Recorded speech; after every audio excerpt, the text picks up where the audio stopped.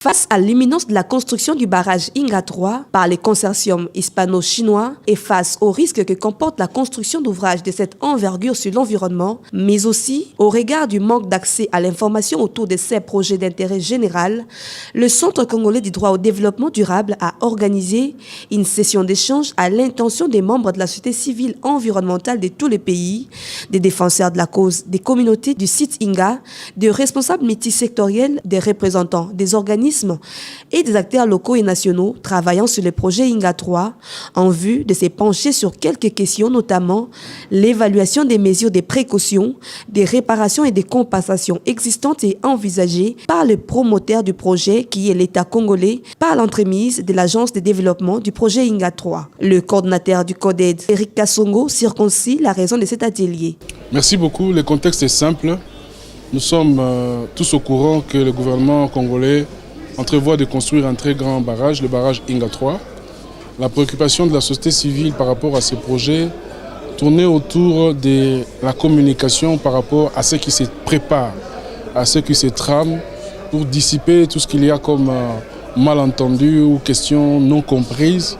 Et pour cela, il fallait engager un vrai dialogue avec le promoteur du projet, en l'occurrence l'agence qui est dédiée à la promotion et au développement de ce projet, qui est la DEPI, l'agence que le chef de l'État a créée depuis octobre 2015.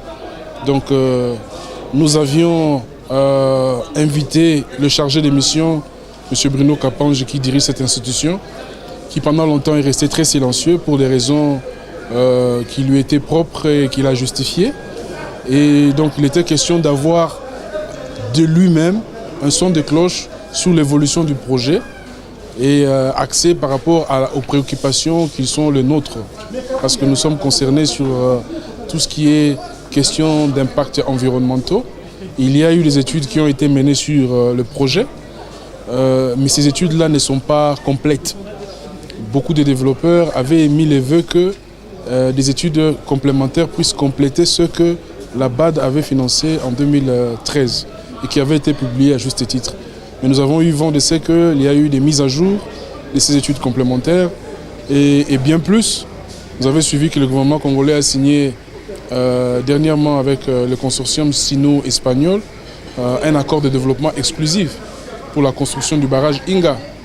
Et un autre détail, c'est que c'est le groupe ainsi désigné qui sera chargé de réaliser certaines études complémentaires qui sont nécessaires pour la construction de ces barrages. Parce qu'il faut insister, et l'opinion publique doit savoir, qu'un projet d'une telle envergure ne peut pas être mené sans qu'il y ait des études d'impact sérieuses.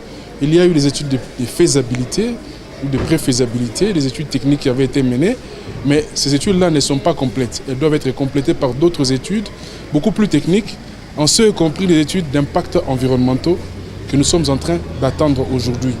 C'est une bonne nouvelle d'apprendre que le consortium va se charger de réaliser ces études d'impact environnementaux pour autant que nous puissions les voir.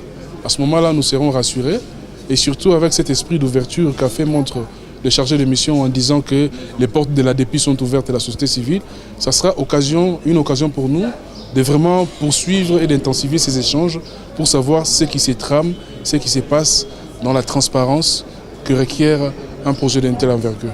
Les chargés des missions de la DEPI, Bruno Kapanji, a pour sa part rassuré les participants à ces échanges que les études d'impact environnementaux ont été menées depuis 2013 et d'autres études complémentaires seront menées avant de revenir sur l'intérêt de ces projets. La population congolaise et même africaine va bénéficier du projet d'Inga en termes d'industrialisation de ce pays.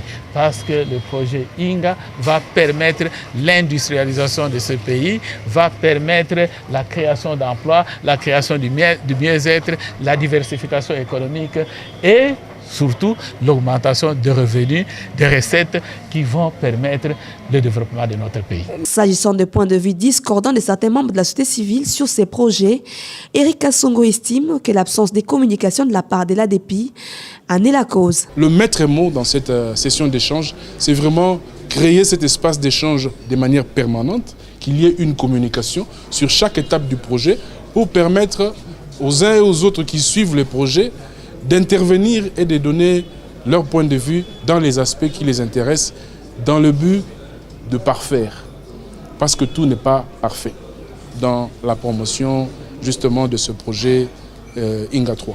Et au sortir de cette session d'échange, les attentes ont été rencontrées car cet atelier a constitué, d'après les organisateurs, un point de départ, une initiation sur une évolution transparente avec les différentes parties prenantes.